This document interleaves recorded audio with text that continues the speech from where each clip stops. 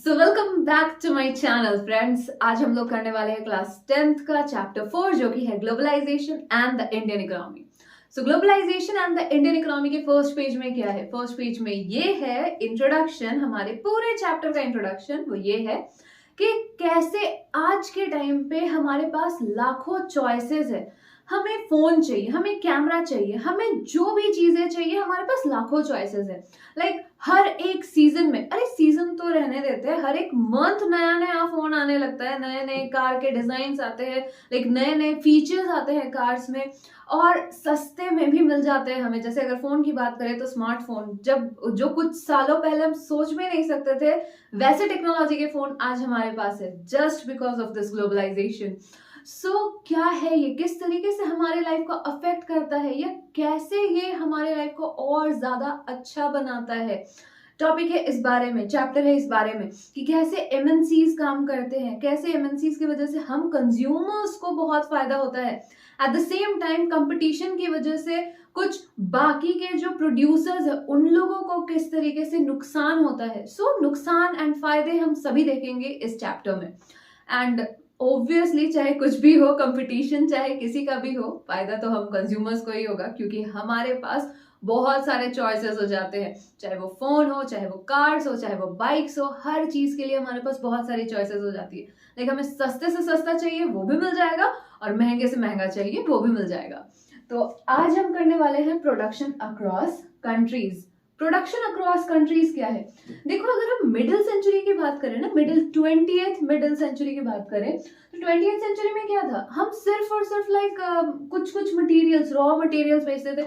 Raw materials याद करो, Britishers जब यहाँ पर थे तो वो लोग कॉटन यहाँ से लेकर जाते थे, cotton as a raw material लेकर जाते थे, और फिर अपने जगह पर जाकर वो उसे लाइक प्रोड्यूस करते थे as a finish product, and then वो बेचना शुरू करते थे। एंड फूड स्टफ्स, उसके अलावा हम फूड स्टफ्स को एक जगह से दूसरी जगह भेजते थे, या फिर बहुत ज्यादा वो फिनिश प्रोडक्ट एक जगह से दूसरी जगह भेजेंगे। तो ये सारा था, हमारे कंट्री से बाहर जाता था, बहुत रेस्ट्रिक्टेड था, बहुत थोड़ी बहुत चीजों में हम लोग डील करते थे। लेकिन और क्या था कि ट्रेड ही हमारे सारे कंट्रीज को एक दूसरे से कनेक्ट करता था। और उसके अलावा इसके बाद क्या आया, धीरे धीरे आया हमारा MNC, multinational corporation emerged on the scene. Exactly, multinational corporation, MNC, जैसा कि हमें नाम से ही समझ में आ रहा है, मल्टीनेशनल, इट मींस अलग अलग नेशंस में जाकर काम करना, या वहां से प्रोड्यूस करवाना, लाइक प्रोड्यूस्ड गुड्स खरीदना, सारे की सारी चीजें। So MNCs, it is a company that owns or controls production in more than one nation. Exactly. MNC क्या होता है? MNC एक ऐसा कंपनी है जो सिर्फ और सिर्फ एक नेशन में नहीं, बल्कि बाकी और भी दूसरे नेशंस में इसका कंपनी होता है। एंड ये प्रोडक्शन भी करते हैं, बाहर बेचने के लिए भी, एंड दूसरे देशों में भी ये प्रोडक्शन करते हैं। So it is not only selling the finished product globally, but the goods and services are produced globally. Exactly. सिर्फ और सिर्फ फिनिश प्रोडक्ट ही ये नहीं बेच रहे हैं ग्लोबली हर एक तरफ, बल्कि गुड्स एंड सर्विसेज जो है वो भी क्या होता है, वो भी हम लोगों का लाइक बनाया भी जाता है, प्रोड्यूस भी होता है ग्लोबली। अब कैसे, इसका एक एग्जांपल इस तरीके से लेते हैं। एमआई के जितने भी फोन्स होते हैं उसमें क्या लिखता है? Manufactured in India. Manufactured in India doesn't make that कि एमआई इंडियन ब्रांड है, नहीं, एमआई इंडियन ब्रांड नहीं है, Xiaomi इंडियन ब्रांड नहीं है, बट फिर भी हम मैन्युफैक्चर्ड इन इंडिया लिखते हैं। क्यों मैन्युफैक्चर्ड इन इंडिया लिखते हैं? ओरिजिन कहाँ का है? चाइना का है, बट मैन्युफैक्चर्ड इन इंडिया क्योंकि उसे यहाँ पर सारे सामान को लाकर असेंबल किया गया, बनाया यहाँ पर गया, सारा सामान यहीं पर आ गया, रॉ मटेरियल्स एंड ऑल सब कुछ।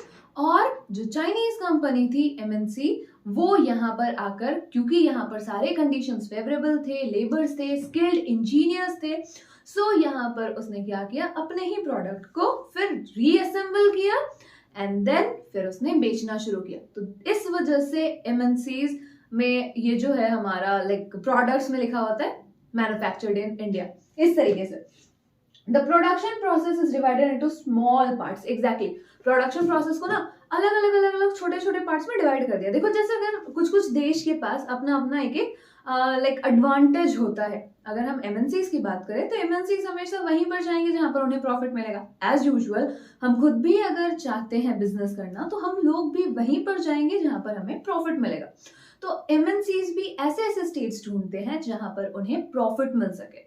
जस्ट लाइक दैट, जैसे चाइना में बहुत ही चीप रॉ मटेरियल मिल जाता है, लाइक बहुत सस्ते में रॉ मटेरियल मिल जाता है चाइना से। एंड वही अगर हम बात करें मेक्सिको एंड ईस्टर्न यूरोप की, तो वहां पर ये जो दोनों जगह है वो मार्केट से बहुत ज्यादा क्लोज है। अब कोई भी प्रोड्यूस हम कर रहे हैं, कोई भी चीज हम बना रहे हैं तो उसे बेचने के लिए बना रहे हैं, मार्केट नजदीक होना जरूरी है, बट रॉ मटेरियल्स भी हमें सस्ते में चाहिए। तो ये क्या किया ना, डिसेंट्रलाइज कर दिया, जहां से रॉ मटेरियल नजदीक मिल जा रहा है, सस्ता मिल जा रहा है, वहां से उठा ले रहे हैं एंड फिर दूसरी जगह भेज दे रहे हैं, and this is how they are working. फिर इंडिया एक सबसे ज्यादा अच्छा जगह है क्या करने के लिए, एमएनसी सेटअप करने के लिए। क्यों है ऐसा अच्छा जगह, क्यों हम लोग इंडिया को इतना महान मान रहे हैं जबकि ये तो डेवलपिंग कंट्री है। बट इंडिया अच्छा जगह इस वजह से है क्योंकि हमारे पास हाईली स्किल्ड इंजीनियर्स है जिन्हें टेक्नोलॉजी के बारे में समझ में आता है एंड जो बहुत ही अच्छे से काम कर सकते हैं। स्किल्ड इंजीनियर्स बहुत जरूरत है, उसके ऊपर से एजुकेटेड इंग्लिश स्पीकिंग यूथ भी है यहाँ पर। मतलब आधे से ज्यादा जो हम लोग हैं वो लोग लाइक जितने भी पढ़े लिखे लोग हैं आधे से ज्यादा लोग इंग्लिश अच्छे से बोल पाते हैं। English speaking youth very much important है, बहुत ज्यादा इंपॉर्टेंट है एमएनसीज के लिए, क्योंकि हमें हर एक एमएनसी, हर एक बड़ी कंपनी जो दूसरी कंपनी के साथ डील करती है, एज अ लैंग्वेज सबको इंग्लिश चाहिए ही चाहिए, सो दैट इंग्लिश में बात करके दूसरे क्लाइंट को, जो दूसरे कंट्री के क्लाइंट है, उन्हें समझाया जा सके। तो ऑब्वियसली इंग्लिश स्पीकिंग यूथ तो यहाँ पर है ही बहुत सारा। क्यों है यहाँ पर ज्यादा इंग्लिश स्पीकिंग यूथ, क्योंकि बचपन से ही हमें सिखाया जाता है अगर आप इंग्लिश नहीं बोल सकते तो आप कुछ नहीं कर सकते। सो दैट इज वाई हमारे यहाँ पर इंग्लिश स्पीकिंग यूथ तो बहुत सारे हैं। अब ये तो हो गया इंग्लिश स्पीकिंग यूथ किस तरीके से काम करता है, बीपीओ में काम करते हैं। अब बीपीओ हम लोगों ने पहले पढ़ा है, बीपीओ क्या होता है, कॉल सेंटर कह लो उसे। और बीपीओ अगर हम कहें तो बीपीओ में लाइक बातें कर सकते हैं, हम अपनी बातों को पहुंचा सकते हैं, दूसरे की बातों को समझ सकते हैं, कस्टमर केयर सर्विस के हिसाब से भी हम ले सकते हैं उसको।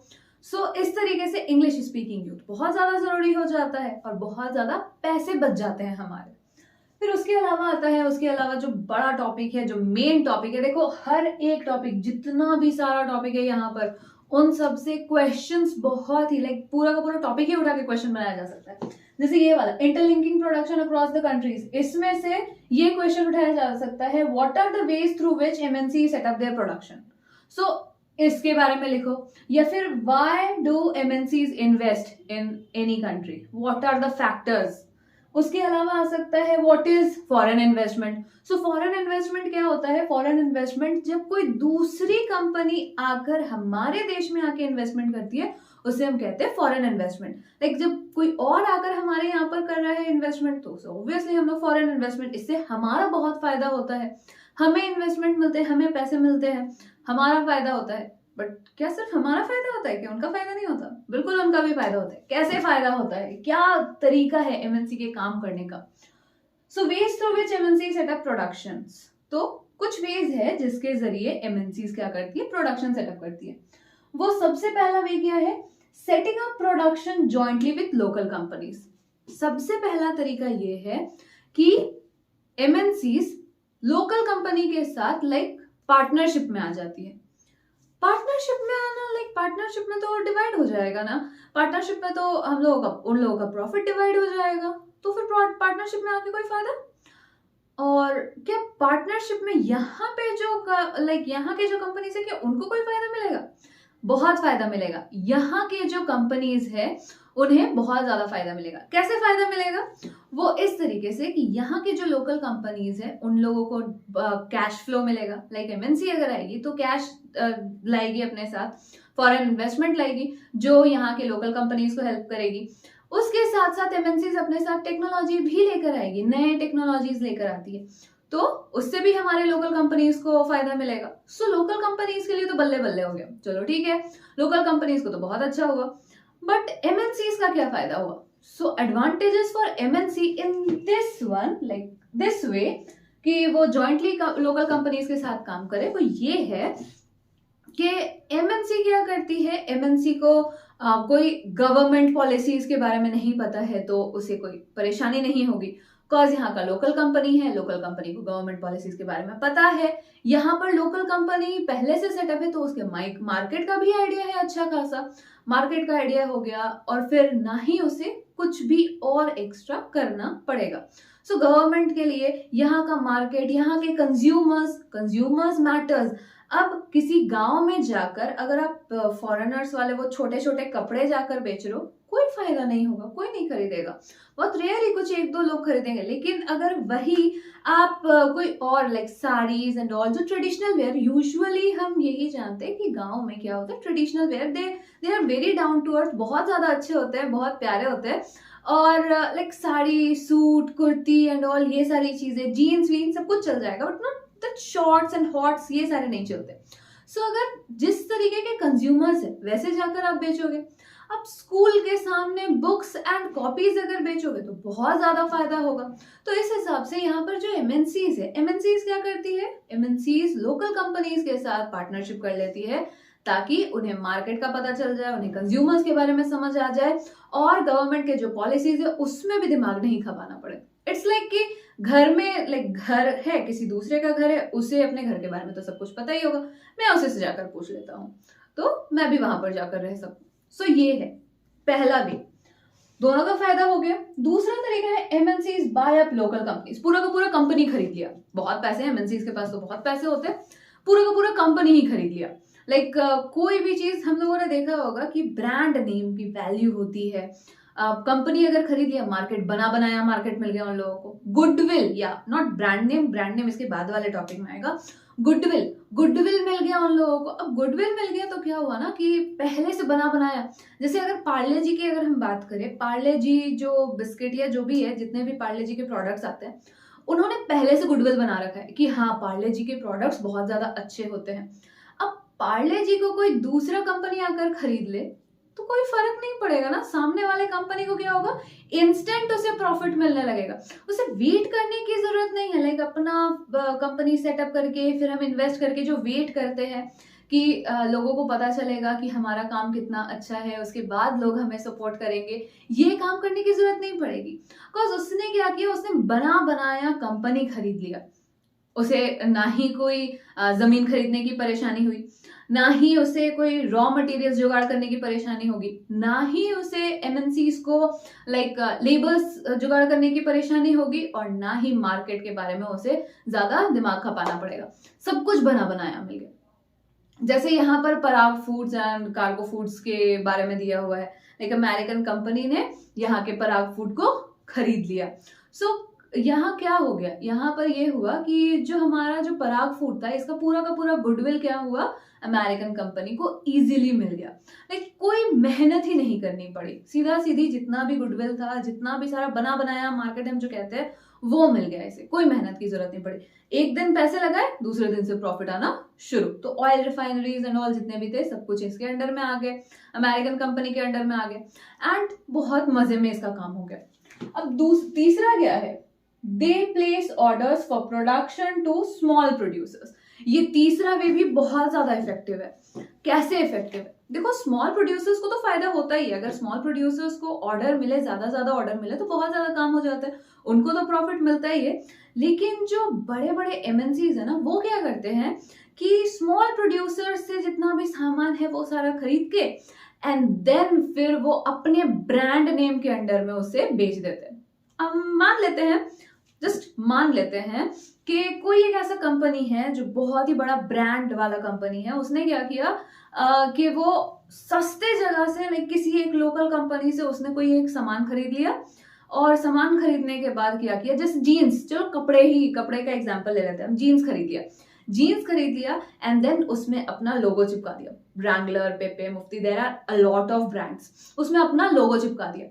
अब क्या, जो हम कंज्यूमर्स का माइंडसेट है, हमें लगता है कि महंगी चीज है, बहुत अच्छी होगी, ब्रांडेड, मैंने तो ब्रांडेड पहना है, सो ब्रांडेड थिंग, ये चीज आता है हमेशा, लाइक ब्रांडेड, बड़े बड़े जिनके पास बहुत सारा पैसा होता है वो लोग सोचते हैं ब्रांडेड चीज पहनेंगे तो ब्रांडेड मेरा एक क्लास होगा, मेरा एक स्टेटस होगा and all that. So yes, अगर ऐसा हुआ, लाइक झोल झाल जिसे हम कहते हैं कि सस्ते वाला सामान को उठा के उसमें ब्रांड टैग लगा दो एंड महंगे में बेच दो, कंज्यूमर को तो समझ में नहीं आएगा।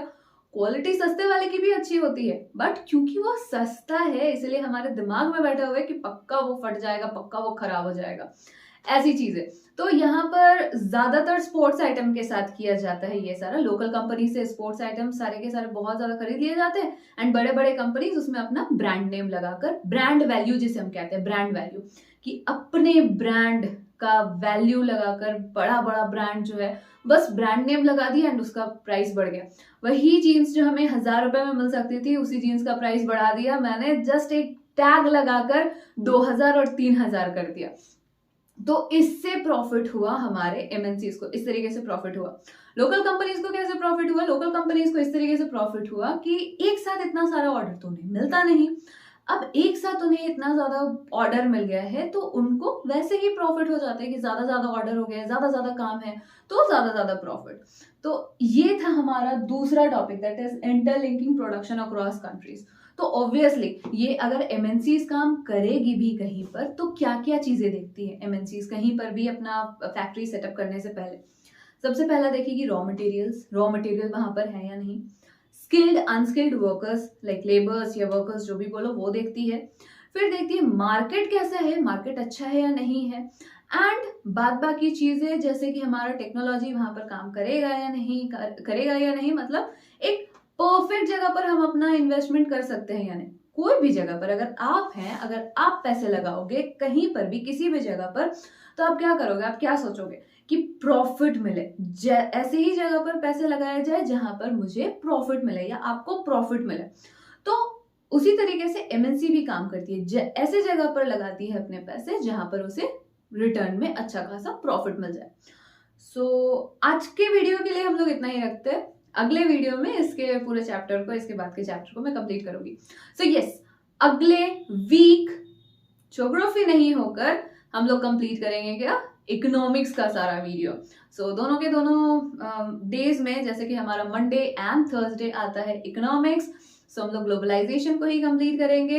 एंड जब पूरा का पूरा चैप्टर हमारा कंप्लीट हो जाएगा तो फिर हम करेंगे question answers and map and सारा का सारा। तब तक हमारे सैम्पल पेपर्स भी आ जाएंगे सीबीएसई के। So it would be easy कि हम सैम्पल पेपर से डायरेक्ट जितना भी है क्वेश्चन सॉल्व करें एंड कुछ रिवाइज कर लेंगे पहले कंप्लीट करके, चैप्टर्स कंप्लीट करके। So that's all for today. Thank you very much. Keep on watching my channel and like, share and subscribe. Thank you.